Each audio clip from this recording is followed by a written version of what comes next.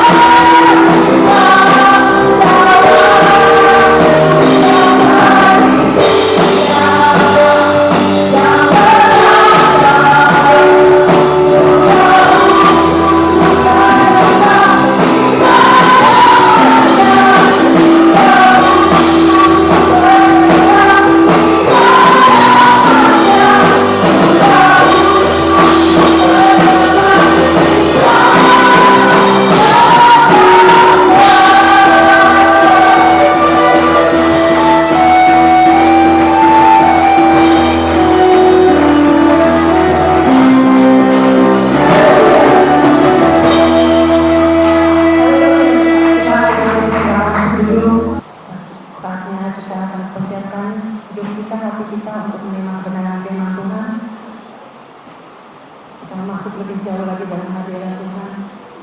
Terima kasih Tuhan. Kami yakin dan percaya semua anugerah Tuhan, semua karya Tuhan yang terjadi dalam hidup kami Tuhan.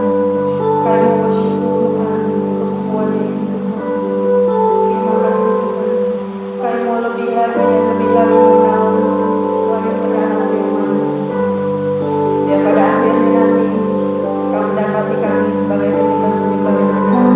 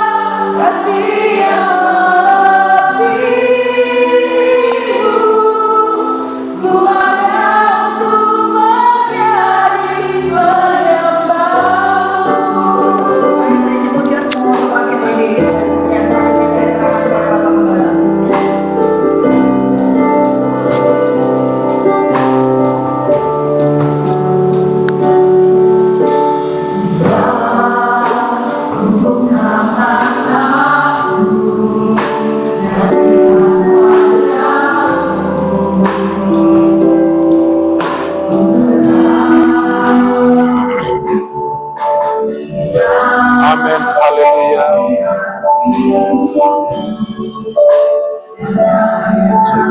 Haleluya, puji Tuhan. Terima kasih Tuhan. Tiba saatnya kami boleh arahkan hidup kami kembali saat ini. Kami rindu hidup kami boleh dibekali, dipenuhi, diberkati dengan kebenaran firman-Mu, dan mari Tuhan nyatakan apa yang baik, apa yang Engkau inginkan untuk setiap kami umat-umat-Mu lakukan itu dalam setiap kehidupan kami hari demi hari. Dan berkati, kuduskan, layakan dan urapi kami hamba-Mu untuk menyampaikan kebenaran firman Tuhan seperti apa yang Tuhan inginkan. Dan tiba saatnya Tuhan, kami setiap umat-Mu yang ada saat ini sudah siap terima dengar kebenaran firman Tuhan. Di dalam nama Yesus, haleluya, amin. Puji. Kita boleh bersyukur kembali kalau hari ini kita boleh dipertemukan Tuhan di dalam kasih-Nya melalui ibadah pagi hari ini. Dan hari ini kita sudah masuk minggu yang kedua di bulan Februari, dan ini patut kita syukuri karena bukti bahwa Tuhan tidak pernah tinggalkan kita, bukti bahwa Tuhan penyertaan-Nya sempurna bagi setiap kehidupan kita hari demi hari. Jemaat yang diberkati dan yang dikasihi Tuhan, kembali mari kita boleh arahkan hati dan hidup kita untuk kita boleh mendengar dan kita boleh sama-sama kembali belajar melihat apa yang Tuhan inginkan bagi gereja-Nya di akhir zaman ini. Dan tentu setelah seminggu yang sama-sama sudah kita lewati, seminggu yang tidak mudah kita bisa lalui, karena Alkitab berkata bukan dengan kekuatan kita sehingga kita boleh melewati sejengkal perjalanan hidup kita, tapi semata-mata karena kemurahan Tuhan. Saya sempat merenungkan kebenaran firman Tuhan ini, artinya bahwa jika kita melihat dari kebenaran firman Tuhan ini, dan jika kita boleh kembalikan itu dari kehidupan kita, bahwa kita sebenarnya tidak bisa tidak mampu melewati hidup kita tanpa Tuhan barang sedetik pun di setiap langkah kehidupan kita. Kita ada karena kemurahan Tuhan. Dan mari Bapak Ibu, di minggu yang kedua kita masih berfokus kepada subtema kita, yaitu gereja. Dan minggu kedua ini saya coba untuk berbicara satu tema, tanda gereja sehat. Seperti apa gereja yang berkenan di hadapan Tuhan? Minggu kemarin saya sempat mempertanyakan hal ini di awal pertemuan kita. Saya katakan begini kalau tidak salah. Di akhir zaman ini, saudara dan saya sebagai gereja Tuhan, kita harus berani mempertanyakan gereja model apa yang berkenan, gereja model apa yang alkitabiah di akhir zaman menjelang kedatangan Tuhan. Dan sekali lagi, saya kemarin katakan bahwa kalau kita melihat konteks gereja di dalam Alkitab, Alkitab mengarahkan kita untuk memahami konteks gereja itu adalah saudara dan saya, eklesia, sebagai orang-orang yang telah ditebus oleh kuasa Tuhan, oleh darah Tuhan, dari kegelapan dipindahkan kepada terang Tuhan yang ajaib. Sehingga orang-orang ini dalam kelompok orang-orang yang dipindahkan oleh Tuhan dari kegelapan kepada terangnya yang ajaib itu disebut eklesia, umat pilihan, umat ketebusan, imamat yang rajani, umat kepunyaan Allah sendiri. Jadi konteks gereja, kalau kita melihat firman Tuhan, itu dalam perjanjian baru ditekankan bahwa gereja, bait Allah adalah kita. Jadi lepas dari apa merek gereja itu, model apa bangunan gereja itu, tidak disebutkan dalam Alkitab. Tapi kita lihat konteks kebenaran firman Tuhan, gereja berbicara tentang hidup kita. Dan di akhir zaman ini, saya katakan kemarin bahwa semestinya kita orang percaya sudah harus berani, saya katakan harus berani mempersoalkan gereja model apa yang Tuhan inginkan.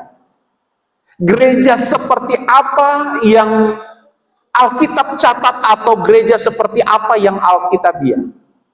Kita nggak mempermasalahkan merek, kita nggak mempermasalahkan model dan bentuk bangunan, tapi yang kita permasalahkan adalah gereja yang hidup, yaitu saudara dan saya. Nah, akhir zaman ini, saya mau katakan bahwa tidak mudah saudara dan saya menjalani kehidupan dalam mengiring Tuhan. Kita harus akui itu, dan kita sama-sama pun mungkin merasakan hal tersebut. Bahwa untuk membangun kehidupan kekristenan yang indah dan berkenan bagi Tuhan, itu tidak semudah kita membalikkan telapak tangan. Dan juga tidak semudah saya menyampaikan khotbah dan saudara mendengar, tidak semudah seperti itu. Tetapi selalu kalau kita setuju bahwa untuk membangun persekutuan yang indah bersama Tuhan, membangun suatu hubungan yang baik bersama Tuhan, itu perlu perjuangan.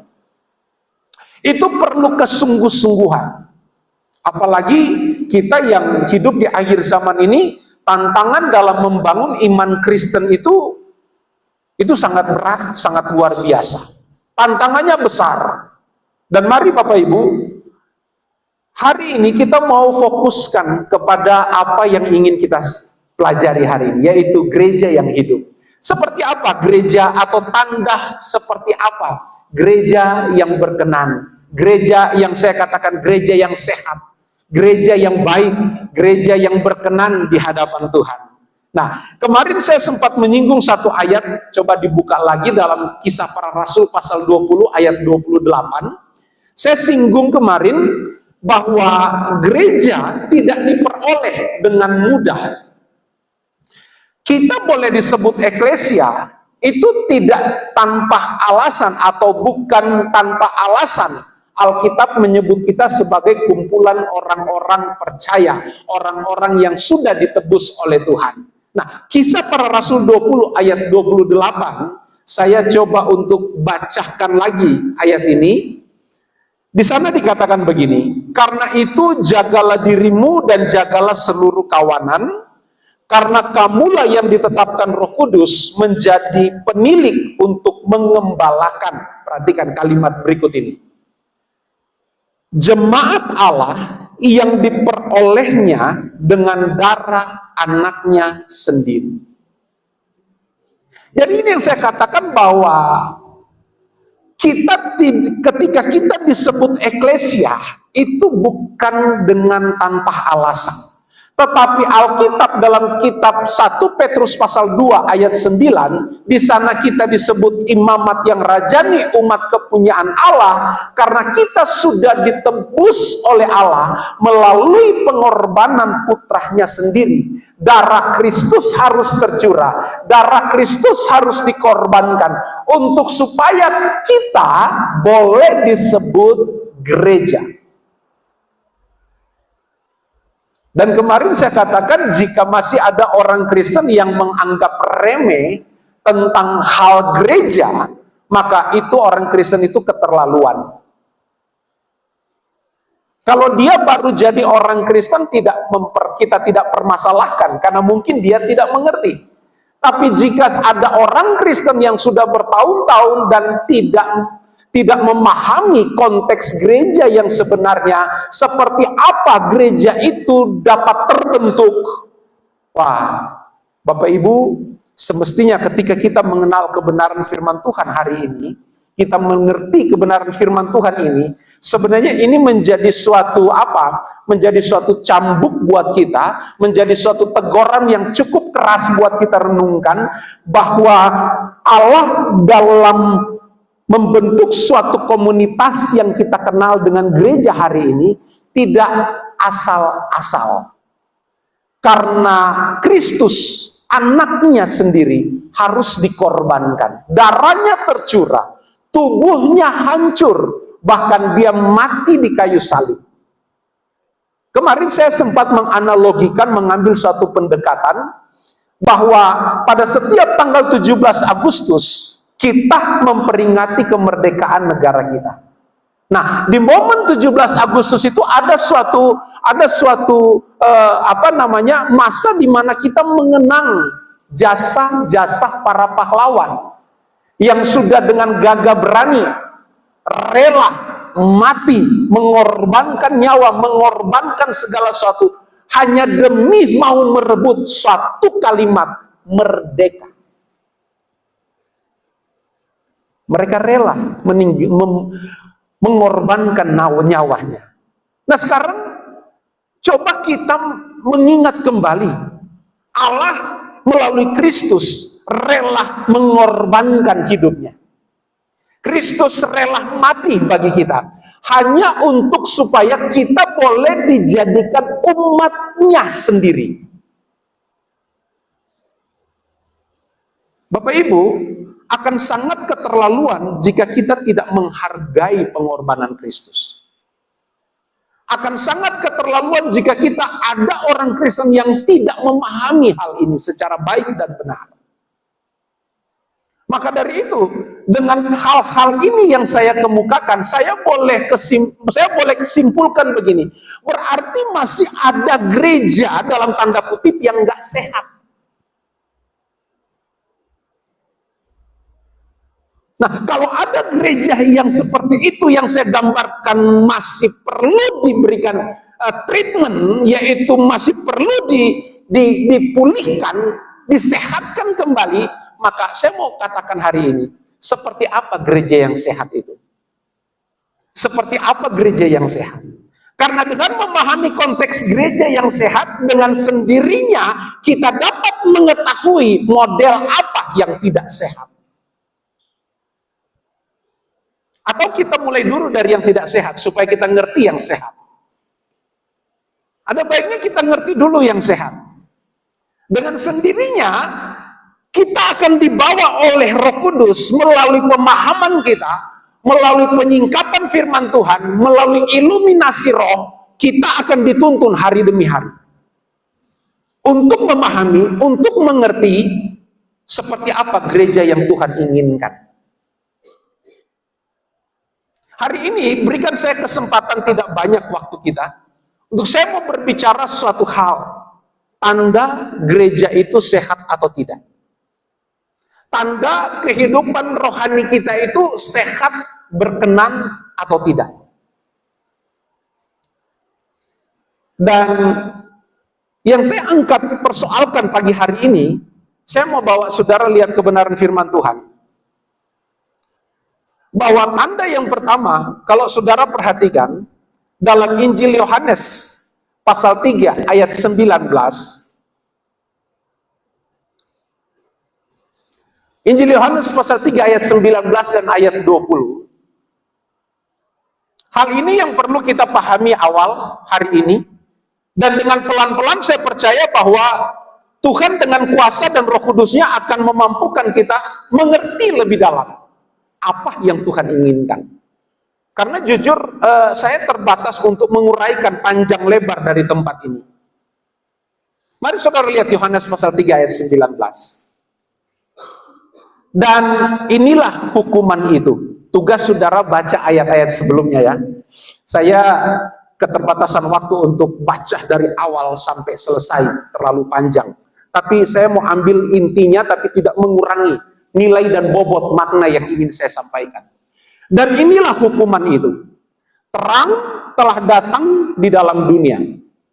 Tetapi, saudara lanjutkan, manusia lebih menyukai apa? Daripada, sebab perbuatan-perbuatan mereka apa?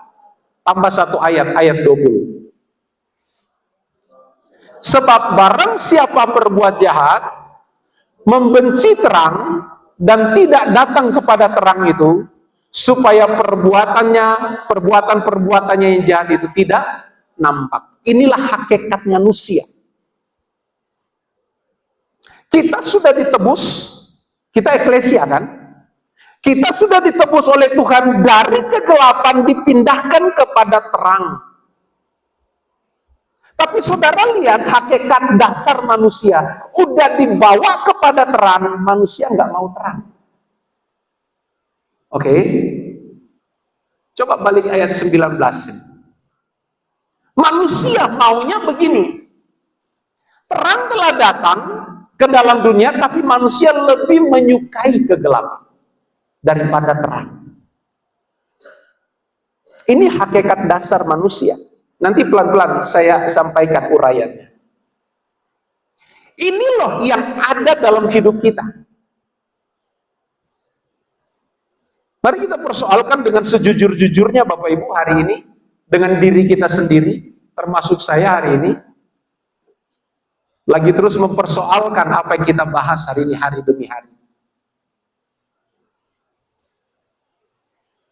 Jadi kita bisa melihat di sini bahwa ada gereja yang dikategorikan sehat, berkenan di hadapan Tuhan, gereja yang alkitabiah, dan sebaliknya ada yang gak mau untuk dia sehat di pemandangan mata Tuhan. Jadi yang pertama apa yang saya mau kemukakan hari ini? Tanda gereja itu sehat atau tidak. Gereja itu sehat atau tidak terbukti atau dapat dilihat dari konversi atau perubahan.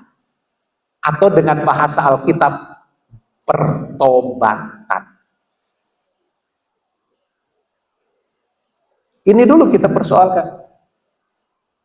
Sehat enggak kita hari ini di pemandangan mata Tuhan?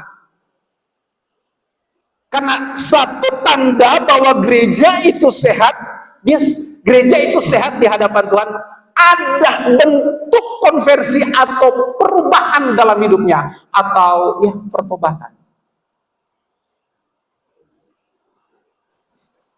Selama tidak ada pertobatan, maka hukum ini akan berlaku. Efesus pasalnya yang kedua, ayatnya yang ke-1. Kalau tidak ada pertobatan dalam hidup kita, hukum ini akan terus menjadi bagian dalam hidup kita.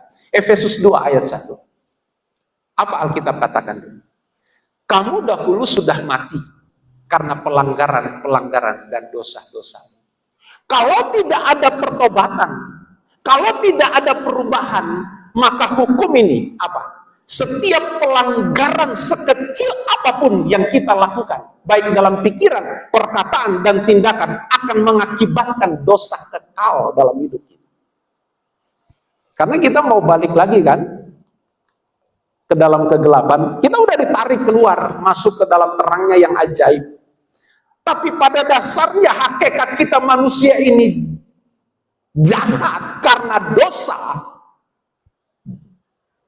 Maka inilah yang akan terjadi jika tidak ada perubahan dalam kekristenan kita. Apa itu?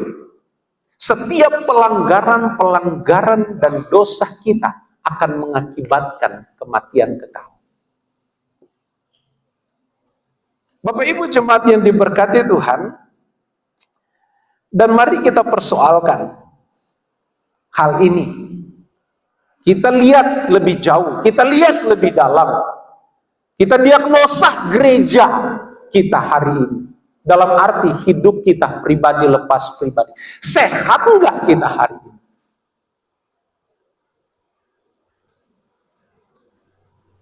Logikanya bahwa setiap orang yang sakit pasti ingin sehat. Dan untuk sehat dia harus menempuh suatu proses.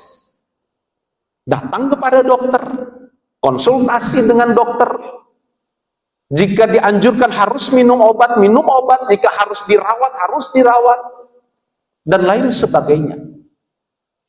Saudara lihat, untuk mencapai kesehatan tubuh jasmani kita aja, itu perlu proses, perlu kesungguhan, perlu pengorbanan di situ. Nah, mari coba kita lihat bagaimana dengan konteks gereja kita hari ini, yaitu hidup kita di hadapan Tuhan. Kita akan dikatakan gereja yang sehat, gereja yang berkenan, gereja yang alkitabiah jika ada perubahan dalam hidup kita. Ada perubahan dalam hidup kita. Jadi kembali Bapak Ibu, hal yang pertama yang perlu kita persoalkan adalah tanda gereja yang sehat menurut kebenaran firman Tuhan. Ada pertobatan. Ada konversi, ada perubahan di situ. Nah, kalau tidak ada perubahan dalam hidup kita, saya mau katakan, ayo buru-burulah, cepat-cepatlah bertindak untuk supaya kita memperoleh kesehatan rohani kita. Jadi jemaat yang diberkati Tuhan, inilah alasan kenapa kita perlu diubahkan. Inilah alasan kenapa kita perlu dipulihkan. Inilah alasan kenapa gereja menekankan supaya kita ini harus ada pertobatan. Ya karena pada hakikatnya, pada dasarnya, dosa membuat manusia itu selalu berjalan di luar kehendak Allah. Kalau tidak ada perubahan, pertobatan dalam kehidupan kita, Bapak Ibu, ya ini tadi hukumannya ini. Hukum ini berlaku dalam kehidupan kita. Setiap pelanggaran yang kita kerjakan atau kita lakukan akan mengakibatkan dosa maut. Nanti saudara cari di Alkitab, saudara WA saya, ada nggak Alkitab berkata begini, atau ada nggak ayat Alkitab yang berbunyi begini? Ada dosa yang mendatangkan maut, ada dosa yang tidak mendatangkan maut. Cari ayatnya, WA saya, ayat itu ada di mana. Nanti kita bahas. Nah kalau saya lontarkan begini, saudara, kalau begitu saya pilih dosa yang tidak mendatangkan maut. No, nanti kita bahas di situ ya.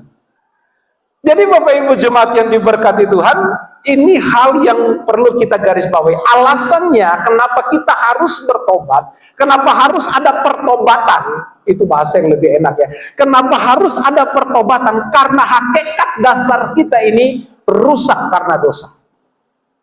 Nah, kalau tidak ada hal ini, tidak ada upaya untuk kita bertobat, wah, Bapak Ibu, ini sangat merugikan setiap kehidupan kita. Ada pernah satu pertanyaan datang kepada saya begini. Apakah pertobatan itu mungkin, Om? Yang tanya ini bukan jemaat, orang lain. Apakah pertobatan itu mungkin, Om? Saya tanya kembali, kenapa Anda mempertanyakan hal itu? Panjang lebar dia ngomong, saya simpulkan, oh dia ini hampir putus asa. Hampir putus asa dengan dia bergumul dengan kehidupannya, namun dia tidak temukan bagaimana cara untuk hidup berkenan bagi Tuhan. Nah, ini juga nanti akan masuk dalam poin bahasan kita nanti. Saya singgung sebentar. Jadi, kalau ada pertanyaan apakah pertobatan itu mungkin, saya katakan dari tempat itu sangat mungkin. Atau ada di antara kita yang punya jawaban lain? Kalau saya mau jawab begini, kalau ada pertanyaan, oh, apakah kita bisa bertobat? Apakah pertobatan itu mungkin terjadi dalam hidup kita? Saya jawab dengan tegas bahwa itu sangat mungkin. Saya tidak tahu ada jawaban lain di antara saudara. Kalau bagi saya itu sangat mungkin dan dapat terjadi dalam kehidupan kita. Tentu mungkin saudara tanya apa alasannya? Nah, mari pelan-pelan saya ungkapkan hari ini. Alasannya kenapa sangat mungkin pertobatan atau konversi perubahan itu dapat terjadi dalam hidup kita. Karena kalau saudara ingat khotbah saya kemarin, saya kemukakan begini, karena Allah sendiri sudah memberikan fasilitas buat kita masuk dalam pertobatan.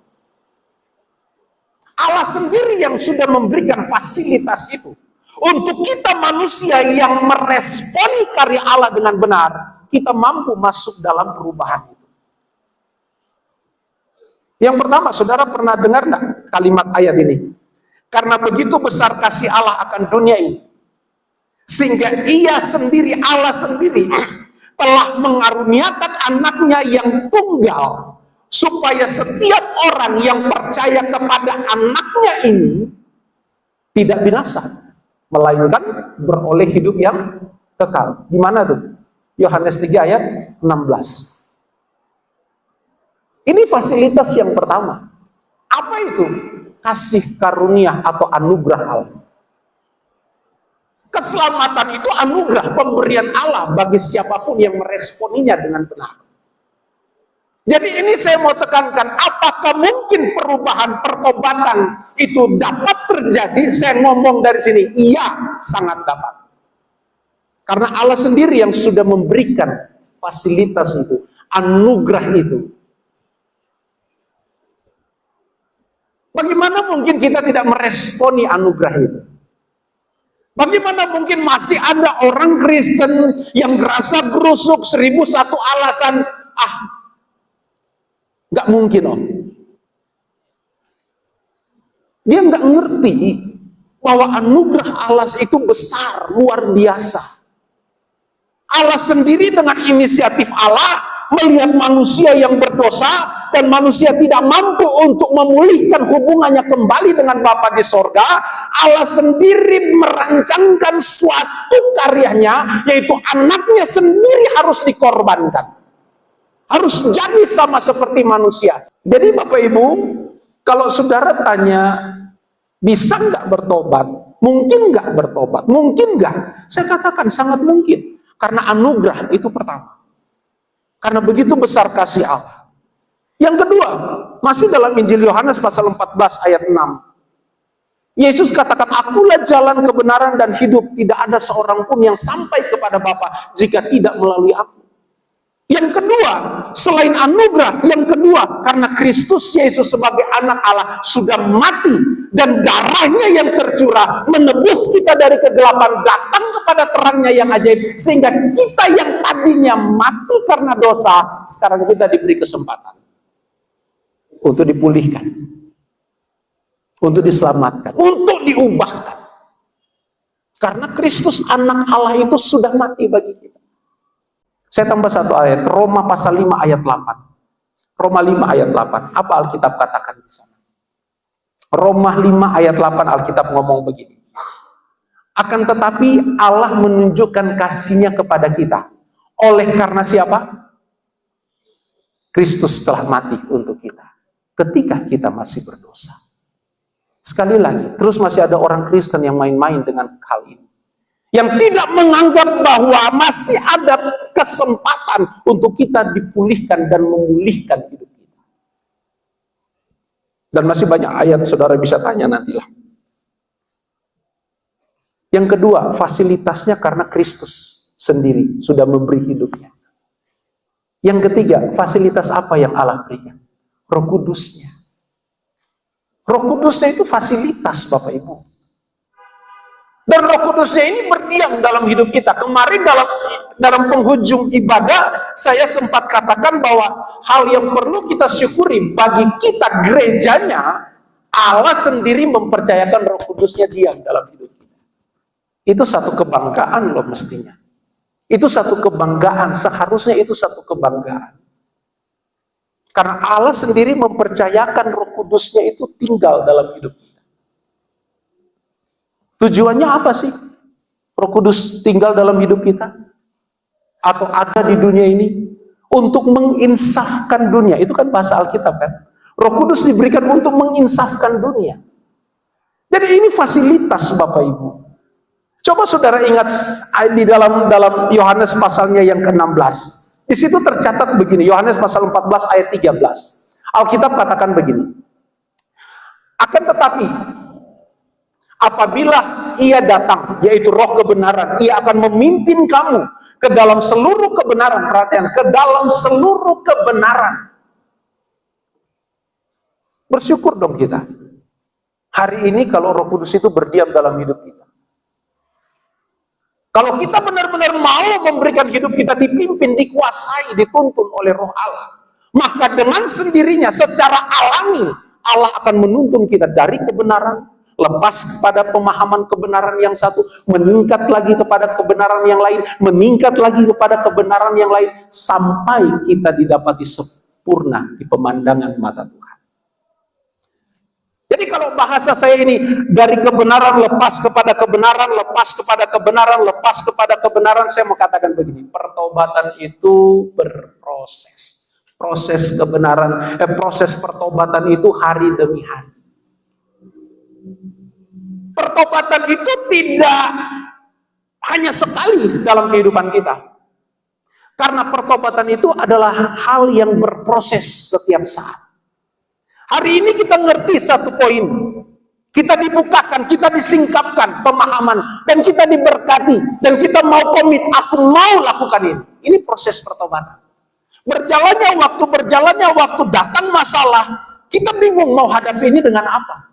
Tiba-tiba ada pencerahan, ada berkat dalam kebenaran firman Tuhan. Ketika saudara dengar firman Tuhan, saya khotbah atau saudara baca motivasi rohani, saudara dengar hamba-hamba Tuhan yang berkhotbah di YouTube, dimanapun saudara dengar, saudara dicerahkan, itu mulai lagi kita masuk pada kebenaran yang lain. Begitu terus, kebenaran itu terus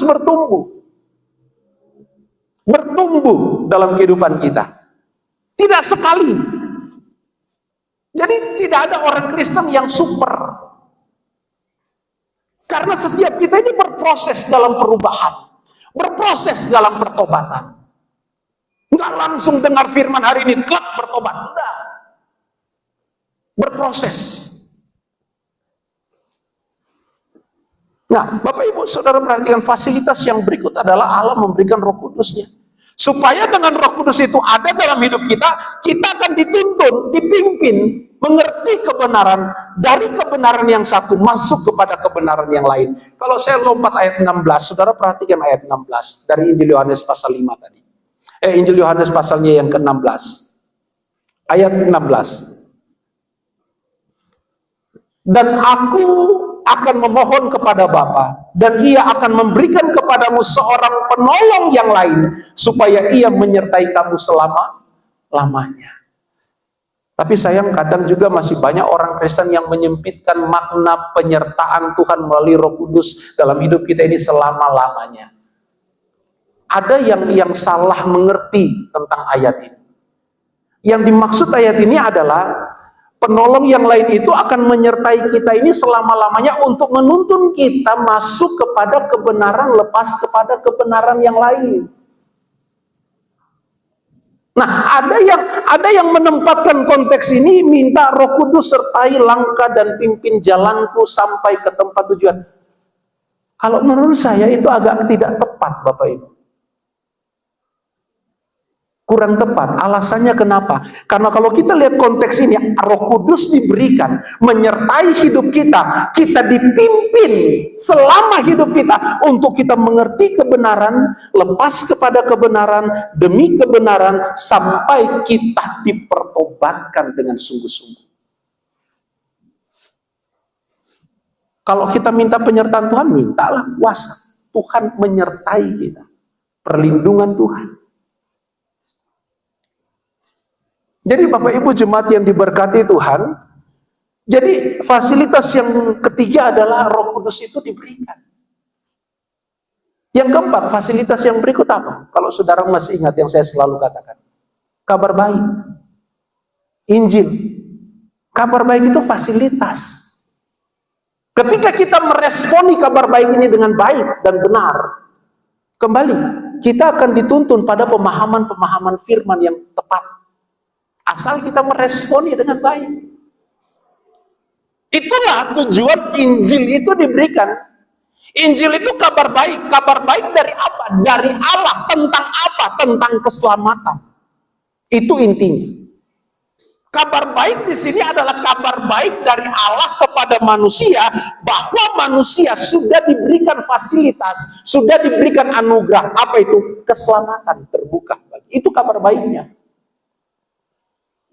Terus coba saudara dengar malaikat datang kepada para gembala di Efrata ngomong begini. Malaikat bawa kabar baik, hari ini telah lahir bagimu juru selamat. Lahir di mana? Kota Daud. Juru selamat. Itulah kabar baik. Keselamatan itu terbuka, anugerah keselamatan itu nyata bagi gereja. Nah, ketika gereja meresponi Injil, kabar baik dengan baik, maka kita akan dibawa kepada pemahaman kebenaran yang benar. Markus, coba saudara lihat. Injil Markus pasal 1. Injil Markus pasal 1. Ayat 14 dan ayat 15. Alkitab katakan begini. Injil Markus pasal 1 ayat 14 dulu kita baca. Alkitab ngomong begini. Sesudah Yohanes ditangkap, perhatikan ya, sesudah Yohanes ditangkap, datanglah siapa? Yesus ke Galilea, memberitakan Injil Allah, katanya, waktunya telah genap, kerajaan Allah sudah dekat. Terus lanjutkan Bapak Ibu, bertobatlah dan percayalah kepada kabar baik. Itulah fasilitas. Terus masih ada orang yang nggak mau baca Injil. Terus masih ada orang yang nggak mau baca Alkitab. Bagaimana saudara mau meresponi panggilan ini? Bagaimana kita mengerti panggilan ini kalau kita sendiri nggak pernah berani buka Alkitab untuk baca? Terus kita mau digolongkan, dikategorikan gereja yang sehat? Nggak mungkin. Jadi fasilitas ini perlu kita pergunakan. Kembali, fasilitas ini diberikan secara cuma-cuma. Fasilitas ini adalah pemberian Allah bagi gereja, bekal Allah bagi gereja untuk gereja mampu membawa dirinya kepada pertobatan atau perubahan, agar supaya kita bisa mencapai apa yang Tuhan inginkan, yaitu keberkenanan kita di hadapan. Jadi Injil ini luar biasa. Yohanes mati kan? Tapi pekerjaan Tuhan nggak berhenti ketika Yohanes mati. Yesus tampil. Yesus mati. Yesus bangkit. Yesus naik ke sorga. Gereja nggak berhenti. Pekerjaan Tuhan nggak mandek. Ada rasul-rasul yang sudah disiapkan. Jadi kita nggak perlu takut. Namanya proyek Tuhan, tidak ada satu kekuatan yang mampu menghalangi. Apa proyek Tuhan? Gereja ini yang harus kita bawa masuk dalam perubahan. Gereja ini. Dan tidak mungkin tidak mencapai kesempurnaan. Karena Allah sendiri sudah memberikan fasilitas untuk kita dapat sempurna. Masuk lebih jauh. terlalu cepat ini jam berjalan. Terkait pertobatan, terkait proses perubahan. Sekali lagi bahwa pertobatan perubahan itu tidak hanya dalam konteks atau kita temukan satu kali setelah itu selesai. Tidak. Tapi terus berproses dalam hidup kita. Yang berikut fasilitas yang juga Tuhan nyatakan dalam hidup kita agar kita bisa nggak kita berubah, bisa nggak kita dipertobatkan. Roma pasal 8 ayat 28, ayat yang selalu saya kemukakan. Di sana Alkitab katakan, kita tahu sekarang bahwa Allah turut bekerja dalam segala sesuatu untuk mendatangkan kebaikan. Garis bawahi, Allah berproses, Allah bekerja dalam segala sesuatu yang terjadi dalam kehidupan kita untuk mendatangkan apa? Kebaikan. Tapi ayat ini nggak berhenti di sini. Saudara lanjut, saudara lihat ya. Untuk mendatangkan kebaikan bagi mereka yang pertama mengasihi Tuhan. Dan yang berikut bagi mereka yang terpanggil di dalam rancangan atau rencana Allah yang besar. Jadi bagi orang yang benar-benar mengasihi Tuhan dan yang mau masuk dalam proses perubahan itu, maka segala sesuatu yang terjadi dalam hidupnya itu adalah cara Tuhan untuk membentuk kita menjadi umat kepunyaannya hari demi hari. Segala sesuatu, saudara bisa masukkan di sini. Alkitab tidak membatasi sesuatu itu apa-apa saja, tetapi segala sesuatu. Enak nggak enak bagi kita yang mengasihi Tuhan dan yang mau bawa hidupnya untuk diproses oleh Tuhan. Tuhan bisa menjadikan segala sesuatu itu untuk membawa kita kepada kesempurnaan yang Dia inginkan. Karena orang yang mengasihi Tuhan pasti akan selalu bersyukur dengan apapun yang Tuhan luaskan. Amin. Ya.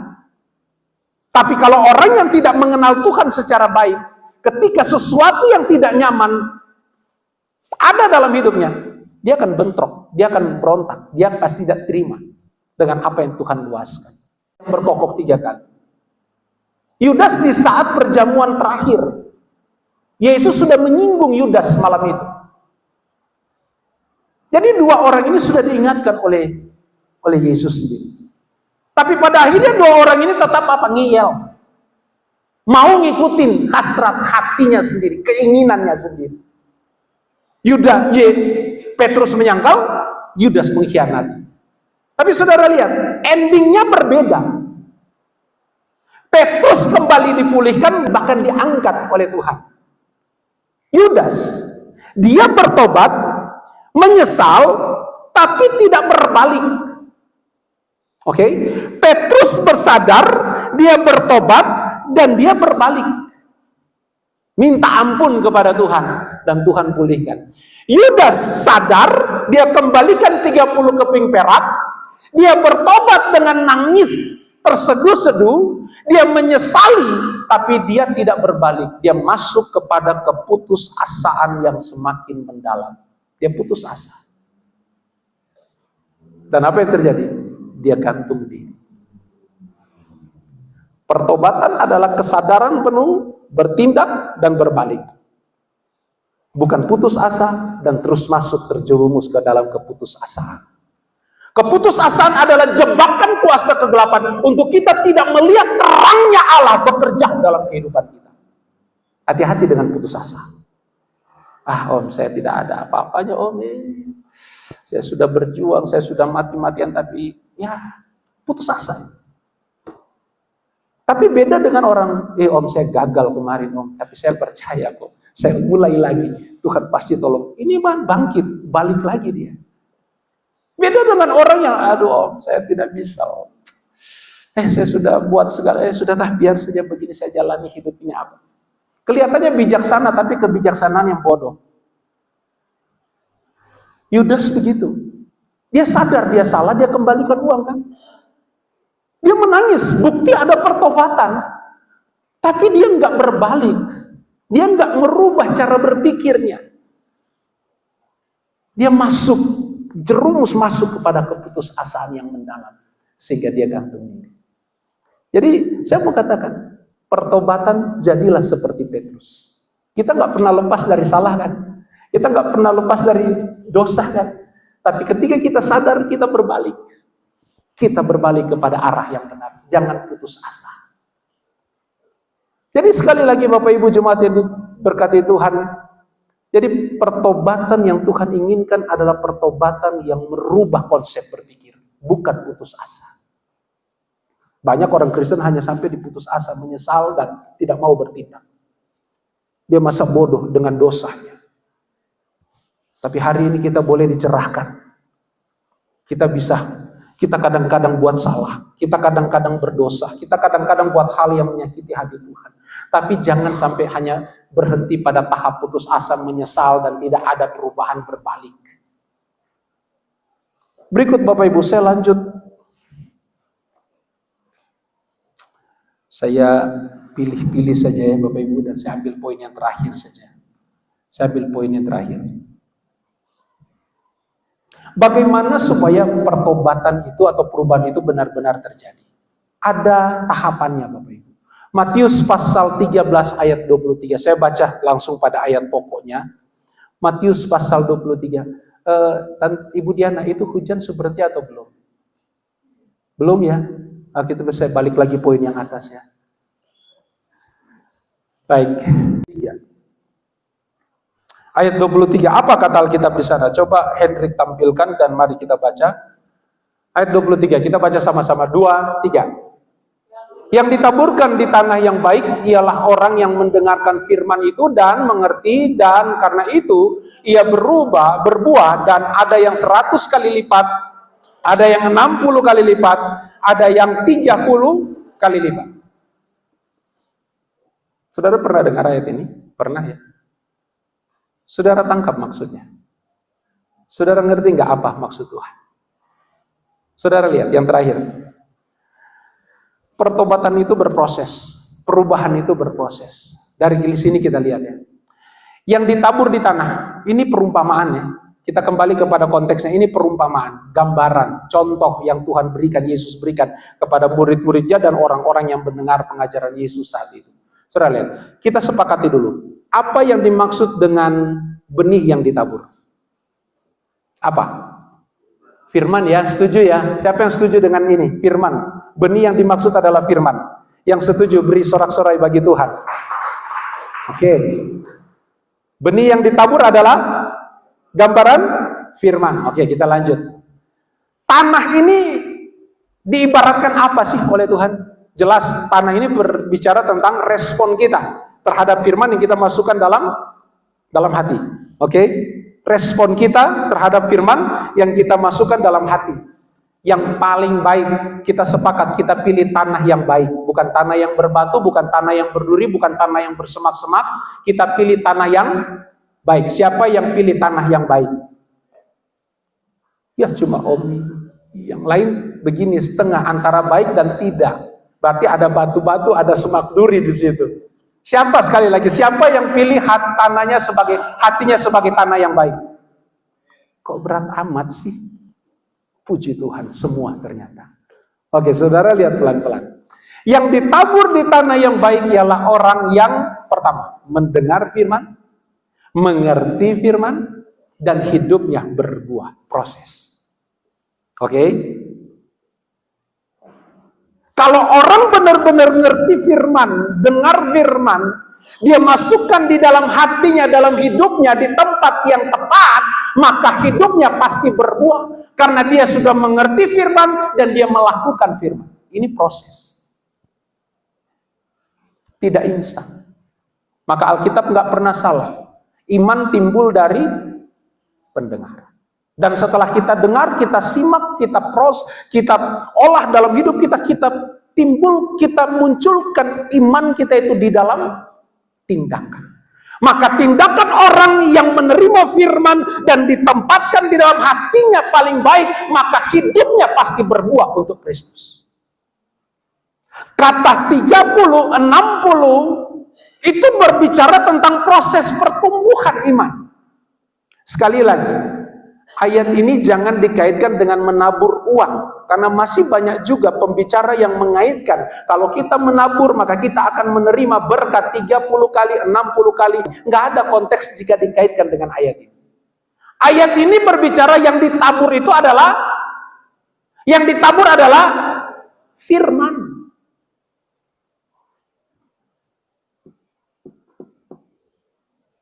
Apa yang saya mau ngomong? Alkitab katakan bahwa kita manusia ini 70 sampai 80, itulah topnya kita hidup di dunia ini. Coba kita bagi 3 perjalanan hidup kita. Kita ambil jangan 80 leh, 75. Secara psikologis ini ilmu yang saya pernah baca, manusia antara 0 sampai 25 tahun, itu masa dia menerima segala input yang ada, masukan, dia akan proses dalam hidupnya.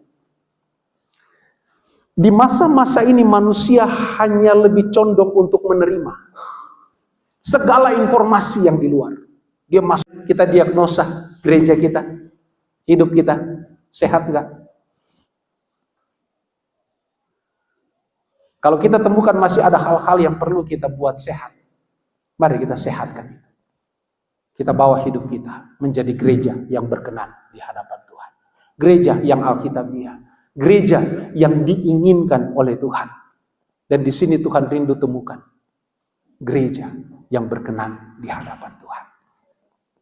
Akhir zaman, mari kita bawa hidup kita semakin indah, semakin dahsyat untuk menyenangkan hati Tuhan. Saudara boleh tutup Alkitab, saudara.